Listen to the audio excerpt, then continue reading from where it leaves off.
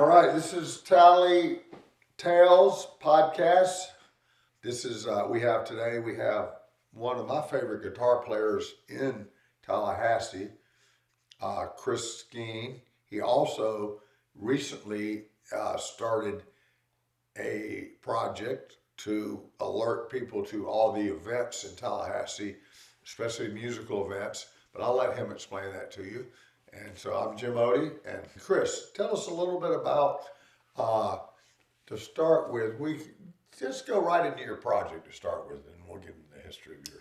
Sure. Well, the project name is called Musiclocal. It's hosted on musiclocal.org, and it's also available as an app in the app stores of both iOS and Android. And what it is right now is it's a Friday and Saturday, and soon to be more days than that, a list of events in Tallahassee. And part of what I'm doing is trying to create. I have a background as a software engineer. I'm a former principal software engineer for a company that did work and does work in the government space here in Florida and elsewhere. And I wanted to take those skills and apply them to basically create what I think got lost over the last decade or so as social media became dominant, which was that old ability to go to the limelight and look at a complete list of events in town. And I think that when that went away, I noticed that myself as a performer and other performers, what happened is your promotion locally got fragmented. You get forced into buying ads that kind of go to no one. And I really feel like the local music scene is stronger together. And so I wanted to sort of reimagine what Limelight was doing, put it into the form factors that people are used to today, which is web and mobile. I've paid a lot of attention to performance, so it's fast and reacts like you would expect a high-end application to react. And I'll soon be opening up to the community. We have a model where Kathy Rogers, who's been doing the events list on Facebook for Tallahassee for years for Friday and Saturday, is helping me out with the list, and she'll be sort of maintaining the Tallahassee community. And then we hope to also open up with user accounts to let anyone submit events and basically create an event submission system.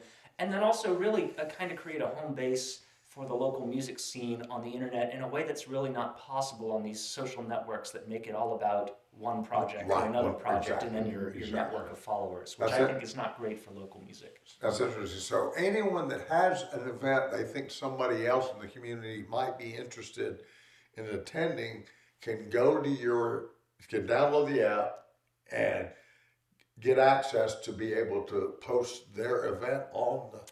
That functionality will be live soon. We plan on opening up login to Tallahassee folks in a few weeks. But yes, you'll be able to log in. What will ultimately happen, I also, all of this data works a little bit better when it's together. So it'll be very easy to add an event, which will then be reviewed and approved by Kathy for the Tallahassee area or someone else for another area. Just curious, I'll stop you there. Reviewed and approved by somebody, so you're going to censorship this thing. Well, so that's a double-edged sword, because the problem is if you create a public landing page where anyone can submit anything without review, you will get someone saying, screw you, Bob, No, this is not about censorship. This is about stopping the spam bots before they start. Because when you're dealing with user-generated content, it can get very bad very quickly. Right. I understand. And I'd also, one thing that will be coming, I think, soon afterwards, and this is a little bit looking forward, but I also think part of what this is taking, all of these social networks have a login wall. And when you log in and create your page, it looks like the Facebook page. It's not accessible by Google search. And what I want to do is, if you create a profile for your band, for instance, it'll look a lot more like a website than it will a profile. I hope to make it look like a really nice thing where you can just upload some images and get a really nice profile publicly. And then the events that you list there will also be available on Tallahassee. And this will begin to provide people with the ability to go on the app, maybe see a very quick video preview as they scroll through the events, get a really good sense of what's going on. And then for musicians, when you are dealing with trying to create a presence for yourself, particularly as a local performer, when you're not spinning up a giant website and tour promotions. A lot of the things that the tools are catered to now is the touring bands and not the John and Jim at whatever place.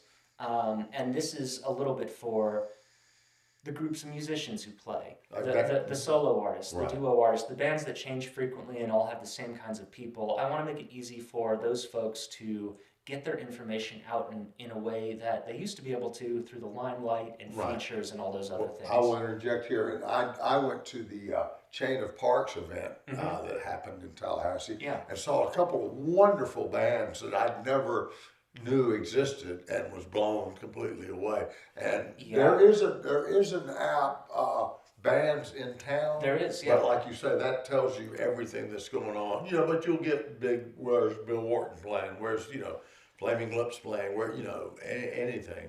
Yeah. So how is your site, how is this app different? That's a great question. Well, it's different in a few ways. The first way is that we're working on having a maintainer model where there's actually someone who is helping to create the list and make it complete. Because say we had 50% participation from bands in town, which is pretty good. Well, then you're going to miss 50%, the other 50% of the events. Right. So we want to have someone fill those in because as a music fan, you want to be able to open the app and see a complete list, and it's not really great if it's only half the stuff. It's kind of like, what was the point of that? There's a lot of that kind of thing out, so we want to basically create a list that is really usable for people, and then also make sure, and this is forthcoming. Right now, it's just an events list that's pretty basic, but we want to provide the ability for people to know where a venue is. See, I have put a quick little video preview of each band so that you can see, the John and Jim example, who are they? Well, you can see a quick little 10-second clip that you wouldn't be able to find if you were like, let me try to figure out where they are on Instagram or whatever, which I think is a real shame because there are a lot of very talented and skilled people who are doing that, just very casual type of performance. They're not trying to get famous. They're not trying to go on tour like the bands in town thing. So this is really more catered to the local community. It's hopefully expandable to other communities. We're doing Tallahassee right now. I hope to take that to the surrounding areas and do communities there, and sort of build it out over time.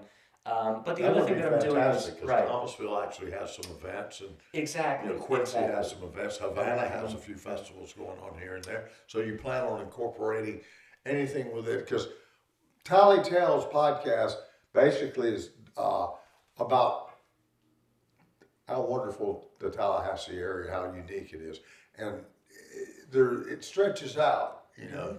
25 miles north and south. So you plan on stretching out beyond like Panacea, all the beach town shows? Well, so what I see in the Tallahassee regional area is a lot of several communities for music that are very closely connected. I think that the Apalachicola music community is extremely connected. Also, obviously, Crawfordville and Havana and Quincy and Thomasville are all very connected to each other because performers tend to play in other places. So we're starting with Tallahassee right now I feel like it's very important to stair step slowly because very small things can make a very big difference. For instance, figuring out how to deal with entering venues so that the venue information that we have is accurate and good. We're not giving you directions to nowhere or someplace that's closed, and that's part of having the maintainer around for it. And what I sort of see in music in general is because it's getting harder and harder to make money, and because it's harder and harder to go on tour. I mean, you really imagine pulling full-time salaries and profit for a 5-person band on tour. It's really, really hard. There's a lot of great music that's happening locally, and a lot of it makes much more sense. And I know this from being around the scene for a while. It makes much more sense when you know who the people are. I've seen, they'll make up a band name, say, the Three Amigos, but it might be 3 great musicians around town who you know. And if it's very easy to sort of see that, and having that curation in place is very important. And what I also see is there are a lot of people who are very interested in helping out the local music community, but they don't have a really good way to do it. And Kathy has been a great example of, she's been doing this for years, basically filling the role of the newspaper where someone had a job to go do that and it was paid, and she's been doing it for free. And so I think there are a lot of people like that, and my hope is that we can take that community approach and through the network of musicians kind of expand it out into these places, go, hey, who wants to do Apalachicola? Hey, maybe I can step in and do a little bit because I know some of those venues. Awesome. That's fantastic. And it's sort of crowdsourcing it, but trying to do it in an intelligent way where all the needs are met for the people. If you're a fan, you want to see all the events and not be missing too much. And even when you're doing it, for example, if you want a website, Okay, so what do you do these days? Well, you sign up for Wix, which is $20 a month, and then you have to kind of make it yourself. They've got templates; they make it fast. But anecdotally, I've noticed those websites are not going to be as performant as someone who is really working very hard to make the website really nice. Right, There right, are so some it's performance. fast, right. It's fast and good. Intuitive. And the other problem is that when you decide, oh, we just added a new person, we're going to change the name. Having a new, what do we create a new website for that and pay another $20 a month or Right, whatever right. it is, or do we revamp our? It's just a tremendous amount of work, and Right. so what I'm trying to do is make it easy for people to go, hey, these three musicians are starting a band. We all know, they all know each other. They're friends. They're starting a band. Boom, create the band. Here are the musicians. Here's a little blurb. Here's some, an image or two. Boom, there you go. Now your events are now you can list your events on your own thing, list it on the Tallahassee page or wherever. And sort of, the other thing that is a little bit different about the approach that I'm taking is that I want to make it very musician focused. I think a lot of these publicly available services, which are great, are very band focused. But I think at the local level, What's the difference? Can you distinguish between musician versus a band? sure. So I'm just going to I'm going to pull a few great musicians locally out of a hat who people might know. But for instance, say JB, who's the keys player for Revival, who's an incredible keys player, Right. is doing a duo with someone else who's prominent around town. Say Michael Backen or someone, it just whatever he happens to be doing. Let's say they decide to name that project something, the two friends. Right. And all of a sudden, when you're listing the two friends, it's like you lost all the information about the fan bases of those musicians who, and I've noticed that these local bands, Revival's very popular, but it's also Jeff Davis on bass and Dylan Bradley Brown on drums. And it's so important to have that information. Right. And also, if you want to have someone sit in for a show, kind of changing the vibe, being able to sort of accommodate the fact that the local music scene is not just a bunch of discrete bands. It really is collections of bands that may share more than one member.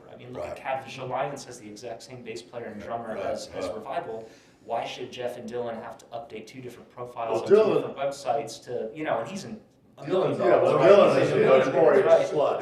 He'll play with anyone. Exactly. And it becomes almost exponentially harder to do the more projects you're in, because you have to then make websites for multiple ones and deal with different. It just gets really hard. If you go musician based, then exactly. So if you're kind of creating your own personal musician profile, and then you can create your bands and add yourself and your friends as a musician, then you can kind of recombine those in different ways. And very well thought out, and it's interesting. The software developer is actually the musician, so you have the right perspective to design such a site. I think this is fantastic. Thanks. Yeah. Get down. So, Chris, tell us a little bit about Are you a Tallahassee native? I'm not technically a Tallahassee native. I moved here around the year 2000 when I was 12, and I've been in and out a little bit, but I kind of consider myself as a Tallahassee native, more or less. Yeah. So 2012, you said? I moved here in 2000 when I was 12. Okay, yeah, gotcha. So more or less. I grew up playing guitar here, so 24 years. Cool. musically, I'm native. Okay, you was talking briefly about, I don't want to shed a lot of you, but your sister's got very another Tallahassee. How old is she? She's actually 6 years younger than I am, so she Wow. is about 30, about to turn 31, I believe. Wow. Yeah.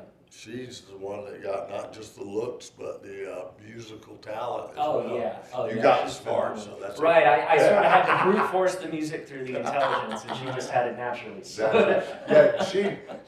She, I understand, is coming to town soon. Yes, she's playing Word of South next weekend, I believe that is. Okay, fantastic. I highly recommend this. She has played with members of the Grateful Dead, members of the. She's played with so many Phil Lesh, George Porter, so many different people. I can't even keep track of them all. Tallahassee has some phenomenal musicians. Avis Berry, who will be on the podcast soon, who is the band Chris currently sits in with. Our fearless leader. Anyone that plays with Avis realizes that Avis is flying the ship, and they feed off of her energy. And one thing about Avis being on stage is every musician gets on their toes and plays on their best. Well, It that's seems to. I think that's accurate. One of the most amazing things about Avis is her her emotional warmth and composure and ability to project that. And it's so that's actually something that's hard for you. You've had a bad week at work or something, a bad day at work, and then you got to go play a show. And I find myself both musically and sort of emotionally, she really is a rock for doing that, and so are other people in the band. I mean, JB is amazing. Everyone in the band's great at that. Yeah, really good. But Jeff I is think pretty she laid sets that back. energy. He doesn't. Well, Jeff's just a monster. He's like a secret weapon. What a Frank Zappa fan. What can you say? Oh yeah. But And no one's really in charge. It's more just that when you're feeding off people's energy. I mean, I'm sure she does the same for us. Oh yeah, of course. Hers is a great energy to reflect. And personally, also getting to sing with her for quite some time has been really beneficial for me, just because you're trying to harmonize with her, and so you're trying to match her tone, and sort of innately you start to go, oh wow, I'm getting better. So that's been fun for me. So tell me, we always try to ask some of the people on the podcast, what are your favorite spots in Tallahassee in terms of your favorite nature spots, parks or... Oh, nature spots. Well, I love the Lafayette Heritage Trail right down the road at Tom Brown Park. It's a great little place for both hiking and running. That's sort of my number one go-to, both because it's close and because it's nice. Right. But I love getting out too. There's some great, just kind of going down to the coast. I feel like for me is sort of how I want to get out of town, the direction I wind up heading. The ocean sees your friend, your brother and your sister, just as sure as it. Right. Jefferson Airplane Line. Yeah. Yeah, you gotta love the ocean, and we're close enough to the ocean where you can escape there. Exactly. It's so easy to take a day trip down to St. George or Apalachicola. Have you played St. George very often? So I used to do many shows, solo, duo. I was doing it a lot, and I played St. George and Apalachicola quite a bit, but I just haven't been back there in quite some time. I mean, touring's more expensive, and venues pay the same thing. And I think that generally, the generation, sort of the millennials and Gen Xers, are sort of getting older. And the thing is, there are a tremendous number of extremely good Gen X, baby boomer, and millennial musicians who really, I think, at this point are more interested in playing, because there's, part of the problem I think is for people who want to just play music, is you got to start engaging on Instagram and all this stuff, and it's not what I want to do. Right. And I think it's not what a lot of people want to do. Katie's good at it, but she doesn't like doing it either. Right. If you're good enough, somebody will do it for you, I found out. Right. But the trick is, good enough and making enough money that you can do it. So it's somebody. Right. There are a lot of good people who probably can't afford to pay. There's some of the greatest musicians you've never even heard of. Oh, exactly. I remember a guy doing a project years ago where he was going and recording people on their porches. I wish I could remember the name of the project, but recording blues musicians that nobody would ever hear, that had incredible stories to tell. That just reminds me even of like the Alan Lomax days of going back and recording the old Delta blues artists, thinking about folks like Big Bill Brinsley who worked on a farm for most of their lives. I haven't heard Big Bill Brinsley's name in so long. One of my favorite records. But going back and listening to that, this was years ago now, but you really begin to appreciate as a musician how many just truly tremendous, world-changing musicians Reverend Gary had Davis second jobs, did other things with their life. Steve Morse flew airplanes. It's really, it's always Dixie Dregs. Yeah. Yeah, and I know that I think Jeff went to go see the Dixie Dregs. Oh yeah, they just played yesterday. Now, I went to school in Athens, Georgia. They played Athens all the time. I love the Dixie Dregs. Yeah, I didn't realize they were still playing until. I think this was a little bit of a reunion tour type of deal, is my understanding. Ed Phillips, one of my favorite guitar players from others.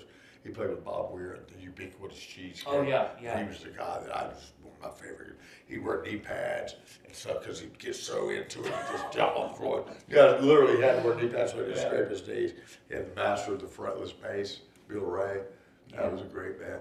And a lot of what I like a lot about the music world, and you've mentioned and talked on it, is the cross-pollination, where one musician plays with another musician.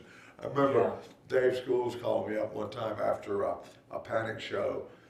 Yorma sat in with him and said him and Trey and one of the few musicians they didn't have to prop up. A lot of them, and Warren Haynes, they're excellent. It takes an excellent listener, I think, to sit in with somebody just go in there and dominate, do their own thing. Oh yeah. Rather they add textures and layers to the musical landscape because they're listening instead of. Yeah, that's one of the. I mean, that's something that I've tried to get under my belt for years is being able to go into a sit-in situation, be yourself as a musician, but also serve the music and not not overpower it. Right, that's it. That's a great way to put it. Mm-hmm. And I love as a guitar player, the Allman Brothers. I love the layered guitar thing so much, and the layered guitar keys thing. So in fact, when Revival started, it was originally, the idea was basically do it as a four piece, and I was like, oh, let's get a keys player in here because I don't like, I don't want to say I don't like playing power trios, but I feel like for me having stuff to play off of is so much more fun. Speaking of the Allman Brothers, Dickey Betts passed into the great beyond a couple days ago. He was phenomenal. And he was a troubled soul like always, but he was a phenomenal guitar player. I think beyond Jessica. phenomenal. I mean, Oh my God. Just almost genre defining guitar player. I mean, I can barely think of any electric players from the modern era, past the '60s on, who are that influential. And in fact, I mean, Jimi Hendrix. Well, of course, I mean, obviously they do exist, but I mean, for me, Dickey Betts almost forms a foundation of the way I play and think about the guitar. I can hear that and that's right. And I think that he really stood for a kind of guitar playing that hasn't been. It does get emulated, but he was, and the compositions. I mean, come on, Blue Sky, Jessica. Those things are going to be listened to as long as the Beatles. Forever. Yeah, they're eternal. They're eternal. So, and he was troubled, and I don't have a dog in that fight, but somebody as a musician, somebody said they listened to Jack Pearson on the Brothers recently. And, even though, and was that you? Maybe. how interesting it was that the guitar were completely different, but a different thing, which is.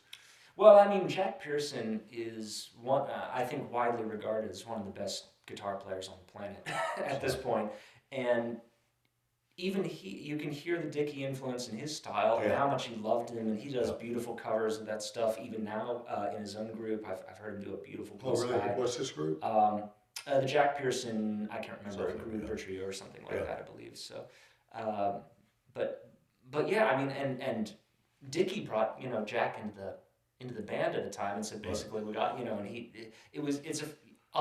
some guitar players would say that person's too good. I want to be the star. Right. And Dickey, I don't think was that way. Right. And I think that was think of the roster from the Allman Brothers band. If you go through every single player is just Now you got the last incarnation with Warren Haynes, one of my all-time favorite guitar players, and then the little young rapscallion. People used to ask, what do you think would happen? What do you think would be going on if Dwayne had lived? Well, we know Derek Trucks is showing us where Dwayne would have gone. Yeah. Derek takes it to a completely different. His knowledge of old music and his playing, his slide, he blows me away. Yeah, maybe. Yeah. I remember seeing him at the Musical Moon here in Tallahassee when he was 12 years old, and he was really good. But it was almost more of a novelty. At 12, Thank you very much. I just saw a guy sit in with Billy Strings, some kid. I wish I could remember his name. Matt, somebody, a little kid. He was probably 10 or 12, and Billy called him up on stage. And Billy Strings is probably the penultimate guitar player on the planet right now. But Billy Strings sitting in with Fish, sitting in with Panic, sitting in with the Grateful Dead, sitting in with Carlos. Anyway, he is the same. It's like Avis. When she comes on the stage, everyone when Colonel Bruce came on the stage, everyone feeds off the Prince of Weird's energy. Mm-hmm. And Billy Strings is to me, he's that. He has tremendous energy. I actually see parallels between him and SRV in a lot of ways with respect to the intensity of the playing and just the real. But he's attack. so much more lighthearted than Stevie Oh Ray. yeah, I'm not saying they're the same person. Yeah, but right, I mean, right. as a player, they're just very driving and energetic and just firecrackers. I'm wondering right? if maybe Jerry's spirit didn't jump into his I Billy's. think Jerry's in everyone's playing. I think at this point, even if you don't know it, even if you don't know it, is there. And I it's one of those things where so many guitar players have intentionally copied and taken things, and then people copy those players. I mean, look at all the John Mayer work, and everyone wants to copy John Mayer these days. So Jerry's out there, John being forced. Mayer's a great guitar Oh, player. he is. And I wasn't a real big fan. Here's Akasha the Sky Dog makes her appearance. Okay. Wasn't a real big fan of his solo stuff, but the stuff he did when he was married to Katy Perry, it's pop. I didn't really like it. Bruce Hornsby's another one.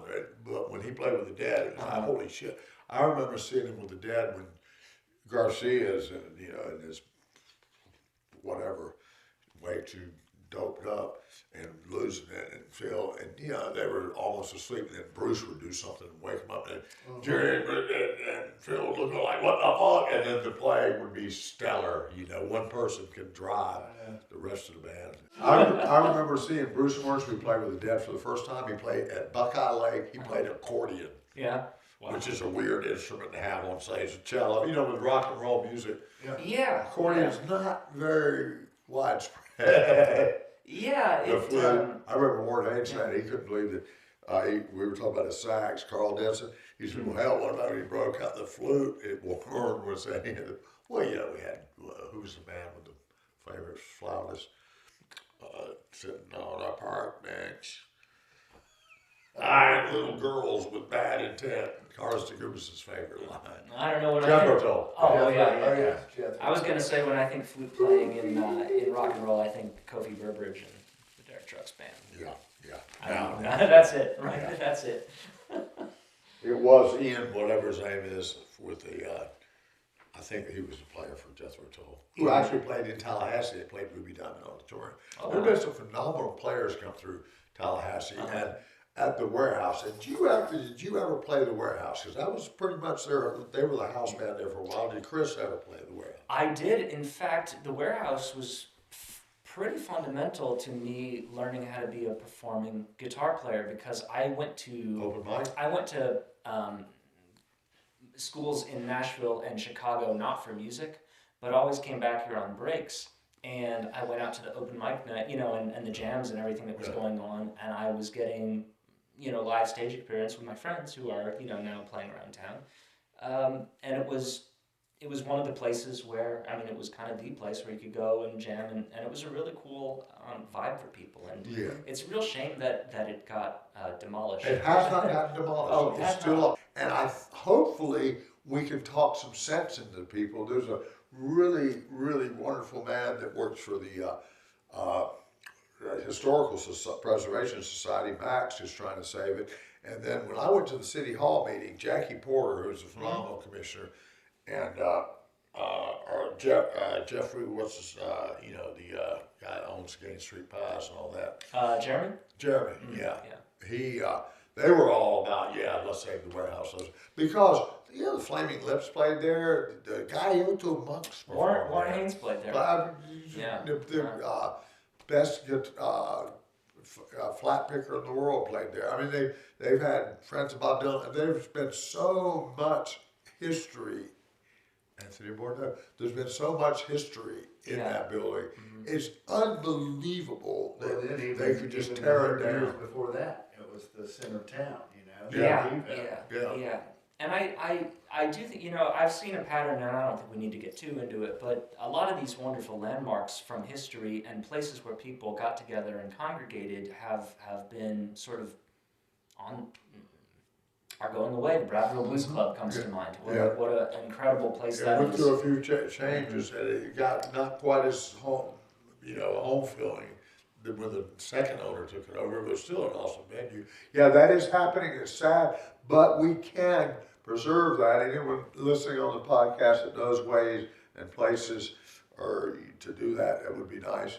to get that information out there to the people, because I know that the guy that we first interviewed for our first podcast, Dan Kahn, Uncle Man, he bought a bunch of property in Detroit, and it was going to be demolished and turned into restoring it. Hopefully, he'll help us with his warehouse project, but we're going to be destroyed, gentrified, and he's restoring it to the original.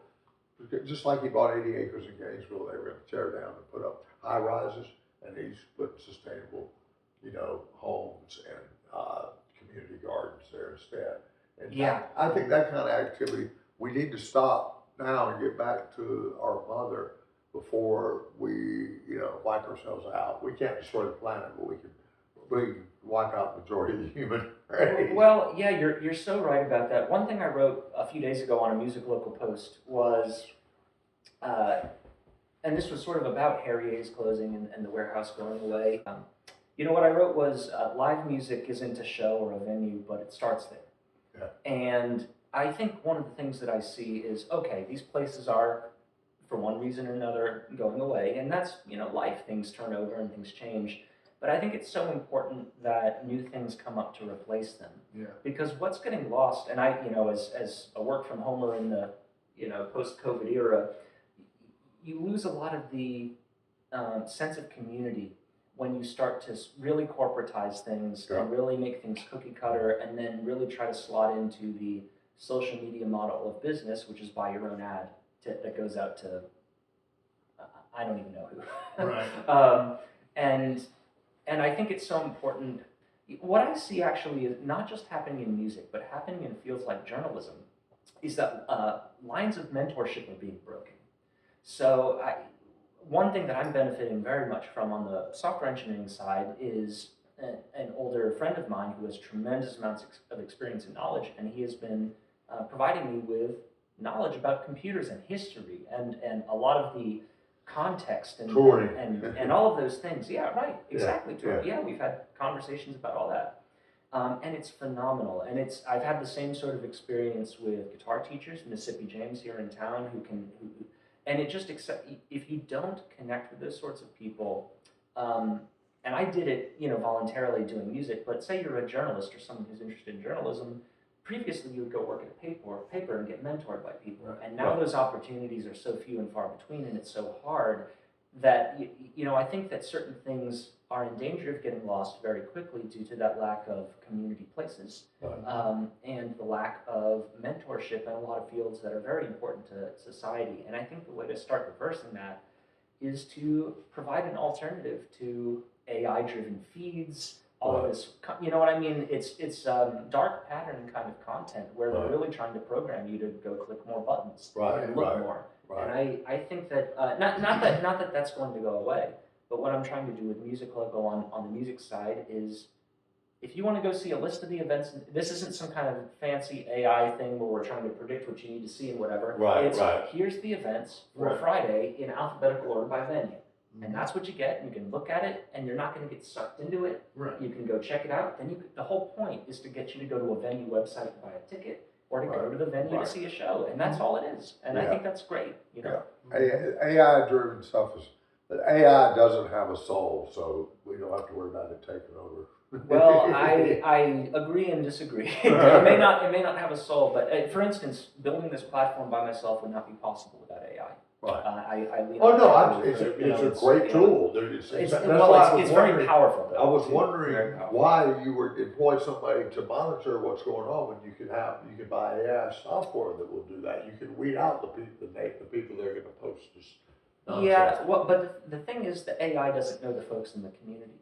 And it's so important. You can feed that data. You can feed that data into them. Well, you can, and one thing that's on the table going forward, very much so, is using AI to help people, do a lot of this administrative stuff that they don't want to do anyway because they're trying to play music and do all that. But one of the things about music events is that they are one of the hardest forms of data to deal with, because it's just all over the place, everywhere. People, it's not like you've got some wonderful structured address table coming from somewhere. It's just you're finding it, on some random link or something. There's a lot of EDM shows that are happening at people's houses. Oh yeah, you get stuff happening Small at houses. businesses, You get some random capturing band that just video, changed. yeah. I mean, anything that can happen will happen in music, Right, right? right, I mean, right. it's So how like do you that. keep up with all that stuff? If Well, you're relying on people to give you that information. Well, that's part of the idea of having sort of someone curating or maintaining a community, because I know, between me and Kathy, we know a lot of the stuff that's going on around town, and if we don't, we have context for, oh, that's Mike's new band, or that's so-and-so's new band, and we can know whether someone's, we have a sense of whether someone's a legitimate musician or not, or trying to spam the site, maybe, because we know a lot of the people, and you can very easily as a person tell the difference between someone who's getting new to town, getting started in the scene, Right. versus some kind of fake account, and it's Right. harder to do that with AI. Right, and, gotcha. and I also think you mentioned the soul thing, and that was one of the things I was thinking about, because I was going, I could really just start going to town on AI right away on this, but I think it's so valuable. The local music community is not just the musicians. It's not just the bands they're in. It's not just the venues or the owners. It's everyone involved. It's the people who hang out after the show, before the show. You know what I mean? It really is a group community effort. And I think that trying to program an AI to understand that community is so much harder Right. than saying, hey, folks want to actively contribute to the scene. I think that people want to contribute. Not everyone. But people want to help out, and I think that creating opportunities for people to do things that help other people in a way that is human is so important for getting the vibe of the live music, online presence right. And I think it's just important going forward, because with AI can do a lot of things, but what do we want it? Do we want it to replace artists? Right. I would love it to replace all the paper. Well, there's tons of you know what I artists. mean? It's Right. Do Right. the Yeah, video exactly. stuff. The video Right. task that you don't want to do. There are tons of artists that have never performed live. They just do it in their homes, in their room, on their computer. They make music and they put it on YouTube. I'm so glad you brought that up, because Yeah. I have opinions on that. Okay. And you lose a lot of the experience, the live experience, to be being there in that 3D space, that the arena, whatever it is. That's where the magic's happening. And there's a certain force that occurs that happens. The energy between symbiosis between the band and the crowd, and when there's no difference between the band and the crowd. Yeah. But so, what's your reflection on that? Well, first of all, I don't want to knock folks playing when they're better. I do it. Everyone does it, and I think you can get amazing things. And I think there's a tremendous amount to be said for, hey, this is a studio project. Look at the Beatles records, right? Right. So that's great. I'm not knocking that at all. But and I'll say this particularly as a guitar player who plays sort of blues rock in that style.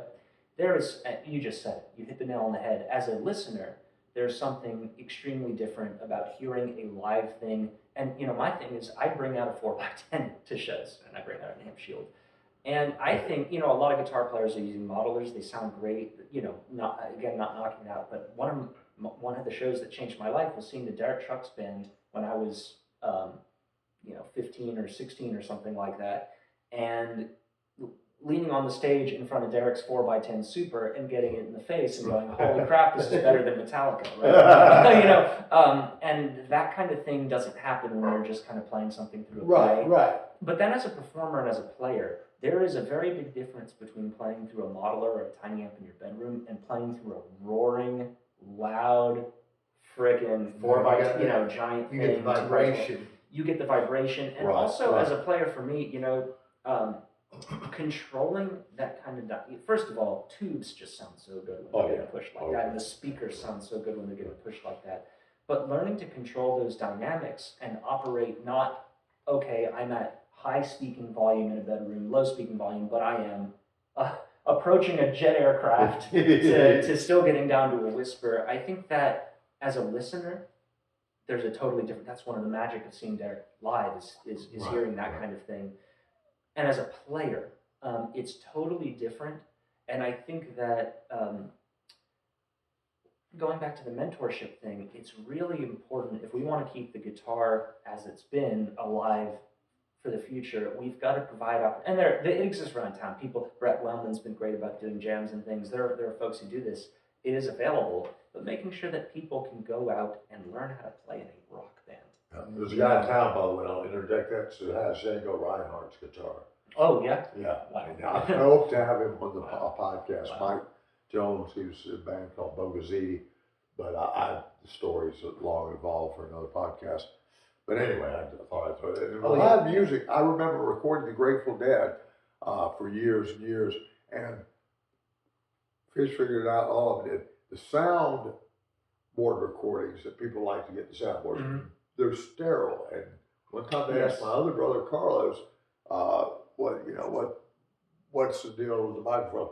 Because the magic that happens in this three-dimensional space. It's not a bunch of electronics coming off the mixing console. Yeah, exactly. That's why every band, even Fish, all the bands that record, they have microphones to record the ambience as well. We did a recording for Widespread Panic where we spent. And you got the soundboard hours. and the You mix so them, you mix them matrix. together. Yeah. Right.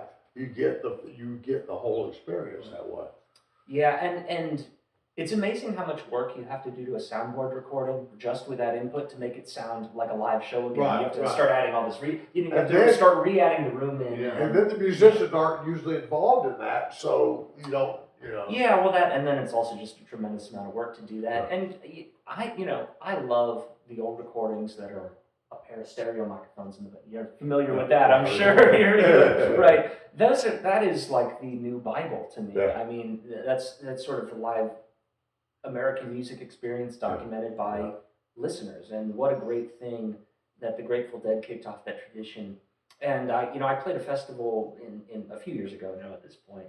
But I noticed that they were stopping taping at this particular festival, and I understand why you might want to do that in this day and age. But I think it's so important to continue to capture live shows and put them out there, because the live shows are where I learned. Right. It's where all this magic stuff happens. Right. See, I've had people say they changed their lives. I remember Dave School's a bass player for Widespread Panic. Just when I made a bunch of tapes and sent them that, recorded his way.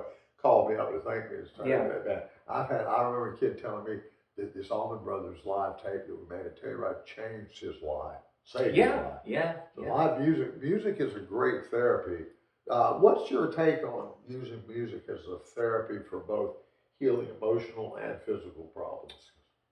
I think that's more or less what it's for. I mean, music's a lot of things. I don't want to say it's any one thing, but for me, music is something that helps you understand how you're feeling, helps you process how you're feeling, helps you maybe get into a better place. If you want to if you want to work through, if you're kind of just stressed out, you might listen to something aggressive, or you might listen to something nice to relax. Put some brands on. And it works. I've kind of been playing around for years going, how do I respond to, do I want to listen to more happy music when I'm upset as opposed to something like a Hendrix or something, and I really think that music is about communication between people. I mean, people say, music is a language, and music is many different kinds of languages, really. But it really is about communication, and it's about communicating. We could go into what emotions are and whether they're connected to the thoughts you have, but it really, think about the combination of music and lyrics put in a certain way, or just music on its own, and then you can just poetry on its own. Yeah. It really is about understanding how you feel, going, wow, someone else feels the same way as me, or you can feel about it, it's Mr. Rogers. Right. Right? It's Mr. Rogers. Yeah. And I think it's vital. And I think that having that experience live with other people, for me, that is the most healing way to have it. Right. It's great to listen in a room, but I've listened to the Beatles at home, and I went to see Paul McCartney live, and let me tell you what, it is so different when 30,000 people are singing Let It Be With You. I heard that. Well, they say certain frequencies, for example, a cat purring increases the bone, not only does it calm people down, but it increases bone regrowth by over 20%. The sound that dolphins make increases, there's an 80% increase if you put that frequency. They're doing something called entrainment, where there's let's say your liver is damaged, it's vibrating at a certain frequency. They'll take the frequency of a perfectly functioning liver and put it into that other, Yeah. and it will, what they call entrain. Eventually, this will say, "Oh, that sounds good." Oh, it's just like the way, molecules, atoms will react with they see Yeah, everything, and it's the same way with music. And now, recent knowledge is pointing to the fact that the pyramids were built with music and sound and vibration. Not only that, but for music. Oh, really? I didn't know that. Certain, the walls of Jericho came down, and certain horn frequencies. Is it live or is it Memorex? If it's Cheryl, Right. Oh, yeah. But music is a very powerful force, and certain vibrations and sound. But Mickey Hart said when the Grateful Dead were they were allowed to get in the pyramids. Here's Akasha. What do you think about all that, Akasha? So I like the way that microphone Probably going to smells. touch the microphone and cause a lot of sound problems, right? She's pretty gentle. But Mickey said when they went in the pyramids, like every room was turned to a certain frequency. Well, you could just hit a certain frequency in this room, and then it would get so loud you had to run out of the room. It would just Oh yeah. I've seen all the resonant gongs that sort of do that, and it's really incredible. To your point though, on sort of vibrations and the healing energy, I think a lot about music. Humans work by copying other humans, right? You take on the mannerisms of people you're around, you copy the way they speak, the way they act, and maybe you look for people who you want to emulate. And then you do that. And then if you're feeling bad and someone else is feeling better, and you hug each other, I mean, that's kind of transferring one emotional state from another person or saying it's okay. And I think that music can very much do that, and it can do that all on its own, just as a vibration through the air. And I think it works even better when folks are in the room together experiencing it. I think that's what it's all about. I think David Crosby put it best. Music is love. Yeah, it is.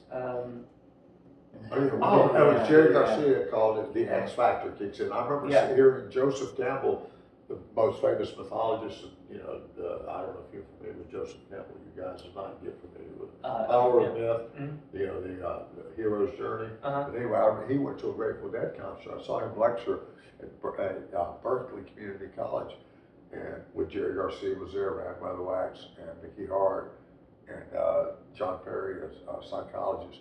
But Joseph Campbell said, "What am I doing? 70-something-year-old man at a Grateful Dead rock and roll concert." And he was thinking, "This is seems like a good idea. This is kind of odd." And then when what Jerry called the X Factor kicked in, where there becomes no difference between the audience, the music, the band, the venue, and it was the name of the lecture was Ritual and Rapture, from Dionysus to the Grateful Dead. How music has been used, the whirling dervishes, used to bring you into a state of higher consciousness, to help you realize the divine that actually resides within all of us. All the noise, like earlier we were talking about the internet and social media, a lot of that is society put so much input into you that you don't realize that you've already got everything. Well, I mean, just think about religions, and no comment on any particular religion, but every single one that I can think of, music is the form of worship, right? I mean, it's you get together and you either experience or sing. Absolutely. And the numbers of people who are not affiliated with any kind of religion are on the rise, and I think it's very important for people to have things that nurture the spirit. That maybe aren't going to church on a Sunday anymore, but are maybe going to a performance once a week and feeling great vibes and hearing. When religion gets institutionalized, it becomes nonsense. The original, read what Jesus Christ says. Like Gandhi said, these modern day Christians, he loves Christ, but these modern day Christians bother him.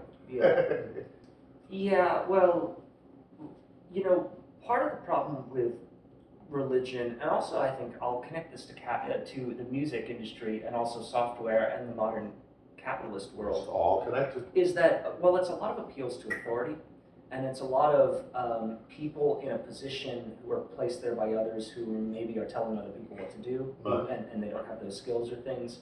And I think that we live in a culture right now that is extremely, your life is hierarchy based insofar when you go to your job, you have a boss and your boss's boss and whatever. And the Boeing whistleblower stuff. If Yeah. you've Oh, seen yeah. that, is a perfect example of that, where you get basically a class of people, managers and executives. I don't want to paint too broad of a brush because there are great folks on all sides, Right. but you get a lot of people who are focused solely on making money and solely on increasing their position in an organization. Right. And when you get those two incentives have nothing to do with product quality or anything. Right. They might be They achieved through detract product quality, but the thing is, building airplanes or building software or building what have you these days is so complicated and difficult that it would be like the same thing as if you corporatize music, you've heard what you get. Right, You get trucks and beer. Well, And it's the same thing in the working world, and I think we need a little bit of a break from all of that. one good thing about technology for the music industry used to be the record executives, the record companies had control of all the musicians. They signed you up, and if you didn't have a hit, they'd abandon you. Yeah. Now, thank God for the internet, because it allows people to communicate with everybody. Right. You got Get to it out there, yeah. and then once you So if you've reach got that a level- good product,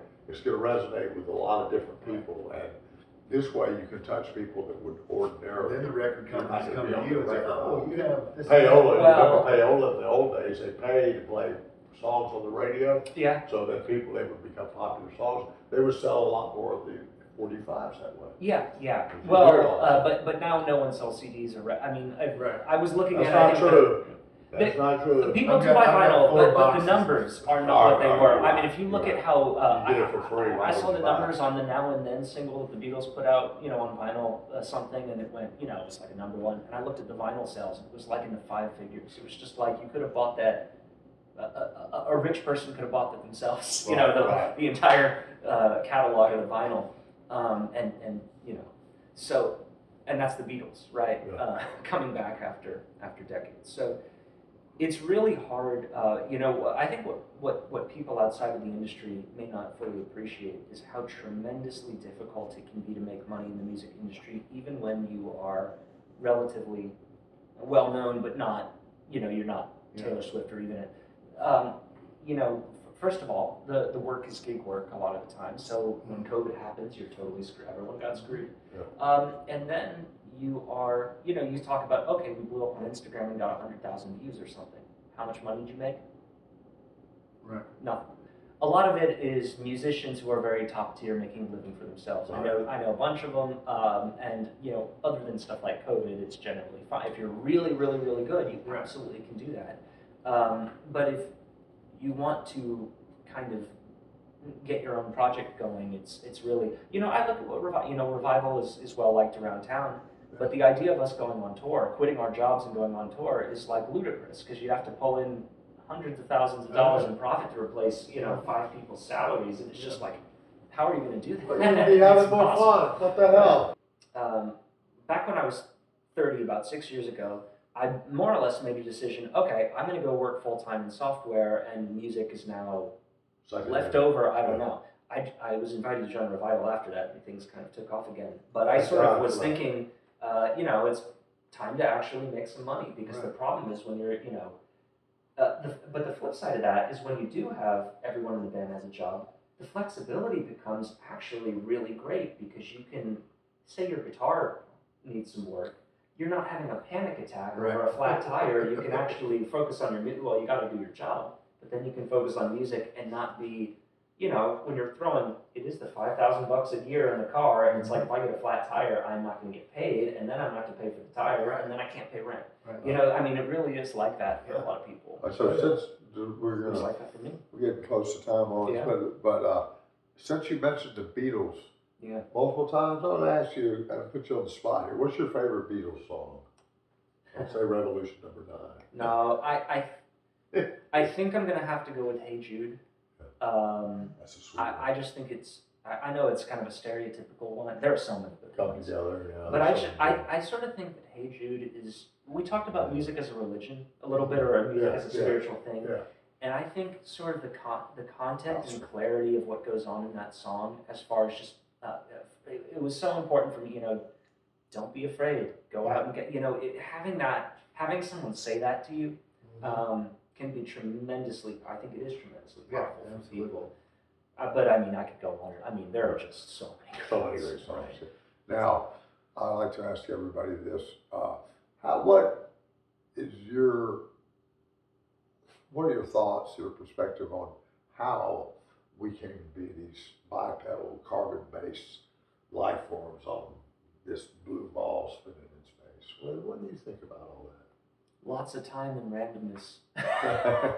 Billions of years No of random divine power. well, Everything I that don't- is I- possible happens. So this is just one of the variations. Well, I don't. I am personally. I'm sort of an atheist, but not really insistent about it. If someone proved that God existed or whoever, whatever exists tomorrow, it wouldn't tear me force. up. I sort of. I basically look and operate on what I can. Through your senses. Sort of know and understand. Yeah, or read about or. But you've been outside of your mind before, haven't you? And Oh, for sure. getting new insights, and didn't that seem like even a more Well, real perspective? 1,000%. I think I said that sort of wrong. The thing is, for me, I could wonder until the end of my life whether or not, I'm a little bit of an engineer scientist. So it's like if I really wanted to go figure that out, it's okay, time to devote yourself to it and start measuring particles flying through accelerators and They stuff. are figuring. They are absolutely. So I'm reading that. What they're figuring I- out, it seems to be right now. There seems to be a merger between science, religion, and magic, all coming to point at the same. At the same. Well, you're 1,000% right. There's the Arthur C. Clarke quote. Sufficiently advanced science is indistinguishable from magic. Right. To whomever. The idea being, I think he was talking about aliens, but at this point, looking at AI and looking at the things that computer processors are capable of now, some of these new chips really feel like black magic to me. Right, It's just, I can sit there and code and compile my whole platform all day on a battery on a laptop, Right. which doesn't, that almost feels physically impossible. It shouldn't be, so I think we actually are in a period where technology is no longer a typewriter or a rotary phone or even a punch phone that a normal person can kind of understand. It's getting so esoteric that, I do software all day and it crosses your eyes sometimes. And anecdotally in that field, there are a lot of comments from people who are going like, this stuff is getting more and more complicated. Right, Holy hell, because, to build an AI thing is way harder than it is to build a website in the year 2000. Right. And I think that as a society, not just as engineers, but as a society, we need to start being mindful of that, and I think we need to start thinking about who is really controlling these tools as well. Right. For instance, I guess I'll say some things about Microsoft. Tough. Microsoft is poaching a lot of AI researchers and kind of sucking in data and getting people onto their AI. Scary. And to me, AI for my chair, AI is the new nuclear weapon. Right. It's something that, if China had AI and we had nukes, we would have to use the nukes to stop the AI in China, because otherwise the AI would beat the nukes. Right. And that's available to everyone in their browser right this minute, and a lot of people aren't exploring it, while a small fraction of people are going for it like it is the new nuclear weapon. And I'm worried about the imbalance that sort of thing will. It's no longer a wealth inequality balance. It's one person has a supercomputer cluster with 1,000 AI agents working for them, and another person's a normal person. As quantum computers are developed, as quantum computers with processing powers that dwarfs what, it's like using an abacus versus Quantum computers will be a whole different story.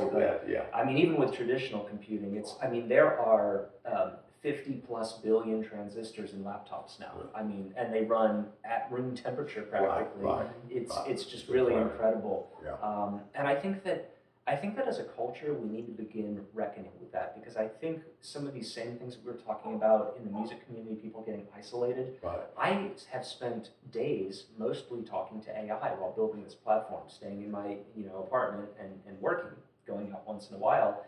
And I think interacting with an AI all the time can create this weird, it's like eating food that's not food or something. Right. It's just a very weird thing, and I think they're brand new for people. I think they're, I told someone, I think I experienced AI-related burnout because the AI had let me work longer hours because I could do things when I wasn't as sharp. Right. The AI would take care of details. And I woke up one day going, I'm totally exhausted.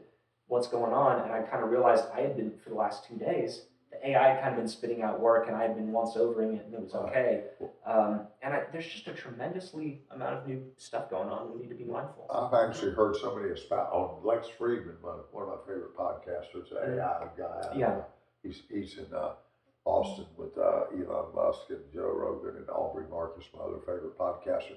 But he had some guy on that he espoused this theory that AI actually created us, and we're just we're just a simulation game. Oh yeah, that's a very prominent Matrix. thing. Yeah. That there was a thing in the New York Times, I think, a long time ago that sort of kicked this off culturally, that we're all living in a simulation, and who's to say? Yeah. Who's to say? So what do you think happens when we die? I will steal the Keanu Reeves line. The people who love us will miss us. That is a phenomenal line. Yeah. I like that. Yeah. You plagiarized. Yeah. Oh, I stole. man. I just I'm going to stole. start listening to some of your come see a guitar show, licks. right? Yeah, right. Did you steal your guitar licks? There are very few, but there are. Somebody like Adrian Belew has redefined the way the noise guitar is played. He makes sounds. He makes sounds that nobody's heard. I don't know if you've heard of the band Beat. It's about to play 2011. No. Adrian Belew, the guy from Tool. Mm-hmm. I can't remember the drummer.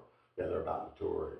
Watch out for those guys. Yeah, and it's they're doing some kick riffs and stuff. Yeah. And some, really crazy. Well, the thing that you notice, and I'll go to like say Derek or something, but you get players who it's both. You have to copy a lot. Yeah. Exactly in order to learn how to do it, but you also want to create something new out of that. That is, for me, growing up sort of after Derek was around and after these, modern play, Jack Pearson, Jimmy Herring are all out there, it's sort of, well, what can I add? What am I going to do? So, for me, I sort of intentionally was like, I'm going to try to pick out this little thing that I'm interested in and kind of go. But you listen to people you like, and if you think about someone like Derek, he can play totally authentic Allman Brothers lines that sound totally like himself, but also totally like Dwayne at the same time. Right. And I think it's so important for people to realize that a tremendous amount of that comes from flat out copying. I mean, plenty of musicians have talked about this. And when you get into things like intellectual property even, and all of these disputes, there's the famous Ed Sheeran thing that he did. And But the Spirit, it's Stairway to Heaven was actually an old Spirit. Oh, yeah, exactly. And on it goes. And I mean, think about the George Harrison thing. Yeah. And his was unintentional. I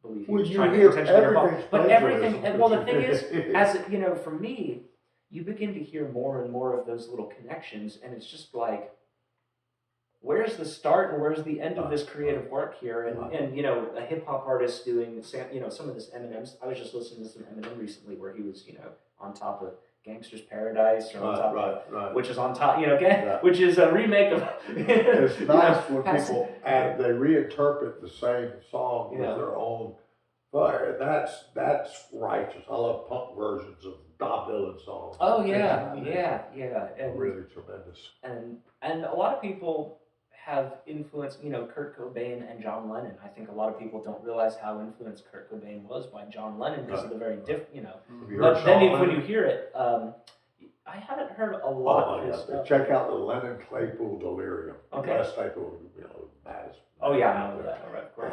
And he's playing with Sean Lennon. He's fucking tremendous. He's an unbelievable guitar player.